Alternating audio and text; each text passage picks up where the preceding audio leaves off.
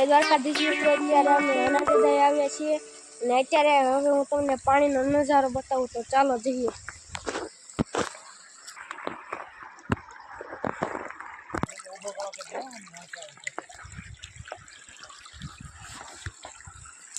ખૂબ જ સારો નજારો છે અહીંયા, તમે જુઓ.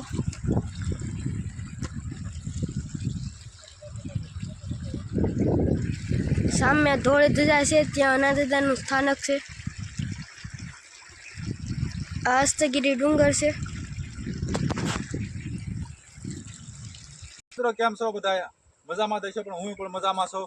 તો હાલો આપણે અનાથદાના દર્શન કરાવવાના છે, જોળજા પરિવાર દાદાના. તો ચાલો તમે દર્શન કરાવીએ ના મોવાના. હાલો, મોવાવાળા ભાઈઓ જોતા હોય તો અમે તમારા દાદાના દર્શન કરવા આવી ગયા છીએ. તો પહેલાં તો તમને કોઈના દર્શન કરાવી. જો આ કોઈના ગમે એવું વરસ થાય મોડું તો પણ પાણી ખૂટતું નથી આમાં. તો અત્યારે તમે જો બતાવી રહ્યા છીએ. આ અમારી જૂની વાય છે. આ કોઈને બહુ ઝાઝા વર્ષો થઈ ગયા છે, પણ દાદા છે એ વખતમાં હાથે ગાળેલી છે.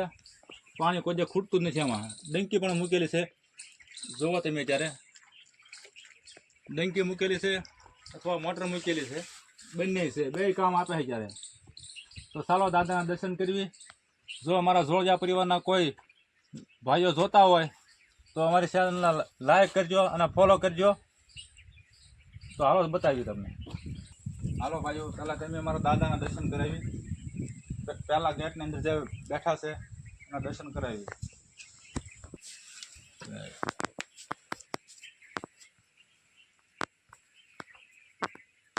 જો અમારા દાદા છે, તમે દર્શન કરી શકો છો. જો આ દાદાને કોઈ માનતો હોય તો લાઈક, સબસ્ક્રાઈબ અને ફોલો કરવાનું ભૂલતા નહીં. અને કોમેન્ટમાં લખજો જય દાદા, જય ચામુંડામાં, જય અમારા કળસરિયા દાદા. તો ચાલો અમે કળસરિયા દાદાના દર્શન કરાવી. તો ભાઈઓ તમે જોઈ શકો છો, હું ગેટની અંદર એન્ટર થઈ ગયો છું. તો ગેટનો દરવાજો ખોલું છું અને અંદર દાદાના દર્શન થશે. અમારા કળસરિયા દાદા, જય કળસરિયા દાદા. કળસરિયા દાદાને બતાવો ભાઈ. અમારા ભાઈઓ બધા જોતા છે મવાવાળા, તો જરૂરથી દર્શન કરશે દાદાના.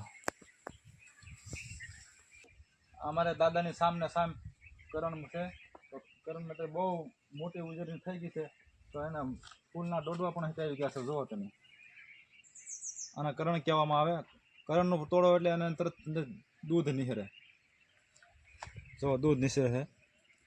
આગળ જોવો તમે, મોટું જબર ગ્રાઉન્ડ છે, જમવાની વ્યવસ્થાનો હોલ, હંધી રીતે સુવિધા બહુ જ સારી બનાવેલી છે.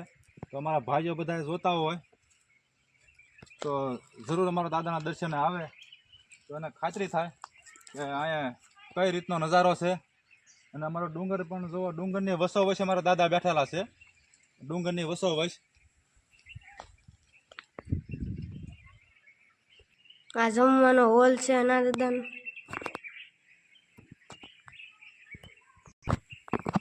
સામેની બાજુ સંડાસ બાથરૂમ બનાવવામાં આવ્યું છે. અહીંયાથી અમારા ડુંગરનો કંઈક આવો નજારો આવે છે.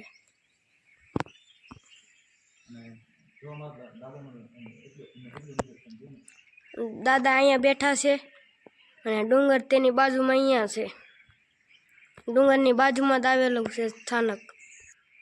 અને તે દાદાનું સ્થાનક જાળિયા ગામથી 2 કિલોમીટર દૂર આવેલું છે. અને પાલિતાણા ચોકડીથી અંદર અવાય છે. અને પાલિતાણા ચોકડીથી અંદર અવાય છે. તમને મારો વિડીયો ગમ્યો હોય તો લાઈક કરો, શેર કરો, કોમેન્ટ કરો અને ફોલો કરવાનું ભૂલતા નહીં. સબસ્ક્રાઈબ જરૂરથી કરી દેજો.